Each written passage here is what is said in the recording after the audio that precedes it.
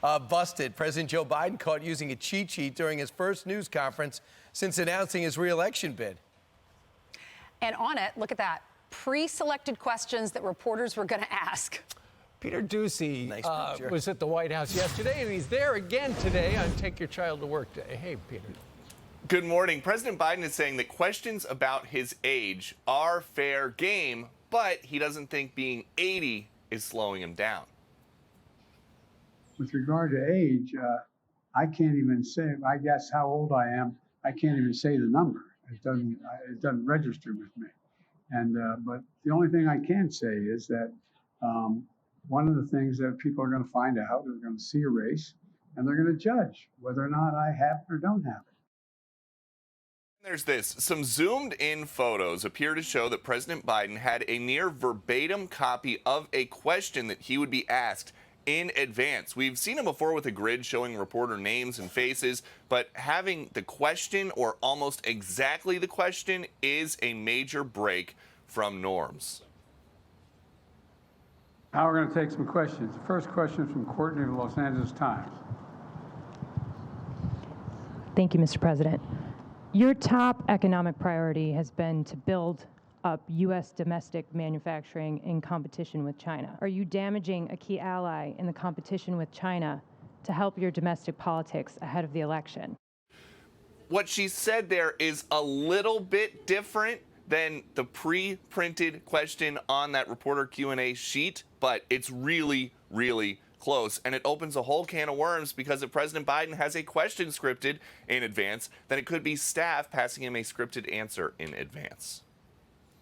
Idea that a presidential press conference, you would be given the questions in advance and be able to write down first question and the exact question from the reporter, that is an inconceivable thought to me as a former press secretary. But to Joe Biden, it's a different ballgame because the press, you're members of the administration. You might as well be at the Navy mess socializing with us back in the West Wing because you're not true members of the press if you're doing that. I interface with this press team every day, and often they will come through either the basement where we have our booth or they'll send an email asking if there's any topics that we are covering that they should be aware of ahead of a briefing so that it's something that's on Kareen's radar and she doesn't have to, she can't just dismiss the topic and say, I don't know anything about that. But we've never been asked for a question before. But do they ask for your headshot just in case they pick you?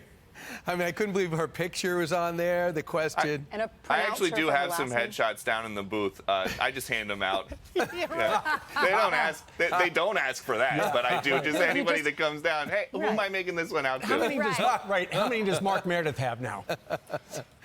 Well, it's Mark, it's his wife, it's his uncle, his cousin down in Georgia. So Peter, what you just let me see if I understand what you just said. You said that sometimes they will ask, you will tell the White House comms team, I'm going to ask about this topic, like immigration on the southern border, just so they don't go, well, we don't know anything about it.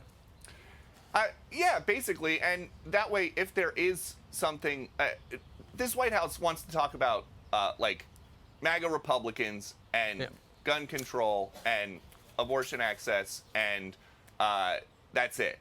Yeah. And so anything that is outside of what the White House talking points are going to be, we do try to give them a heads up so that they cannot just dismiss the question. The topic, not the question. Right, and it does help. And a lot of times, I think they do go and do some research, figure out what the president's position is about something or what the White House position is. And I think that helps them get the word out, and it definitely helps us. But again, that's a very, very general thing. They could figure out exactly what we're covering just by watching one of our hits in a day. And so it's the same idea as that. Today we are covering this.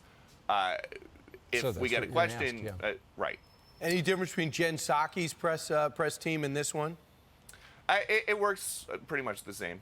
Yep. Peter, I understand. Any difference in them? Yeah. I understand there is some festivity planned today for Take Your Child to Work to the White House Day? Yeah, President Biden is going to greet some staff kids at 12:15 or so out on the South Lawn. Okay. Are you bringing your baby? She's a little too young, and we've just got to work on teaching her a question for the president. And so I think that's more like a 1-year-old thing. But every day when I go home, it's just, okay, Bridget, ask about Title 42.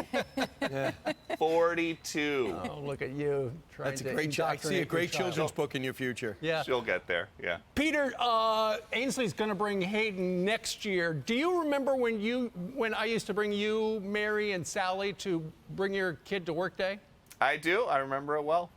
In fact, we have a flashback. Here's Peter 25 years ago. My kids to work. Here's Peter Doocy and Mary Doocy. They are going to be network correspondents today. I'm going to go do my job. Peter, take over. We're here to see what our dad does while he's at work. Here's our report. Yeah. When we're at home, watching him on television, we figure he's real busy, and that's what he tells Mom. But upon closer examination, that may not be the case. His day starts with a trip to the makeup room. He doesn't like to wear makeup. At least that's what he tells us. Once he forgot to take it off when we went to Home Depot. And the guys... Good job, Peter. My scripts were so much better than when I was 7. That's really good, though. At that age, that was pretty impressive. Right. And that's the whole idea of take your child to work day, is to show your kids what you do. Maybe they'll get interested. You got interested. Yeah, and I don't make as many jokes about my dad wearing his makeup to Home Depot, but that was a great clip. I should probably get back to that. Just no back kidding. to the basics. Well, y'all can pick out makeup together. Yeah. Actually, we did Like that. every father and son.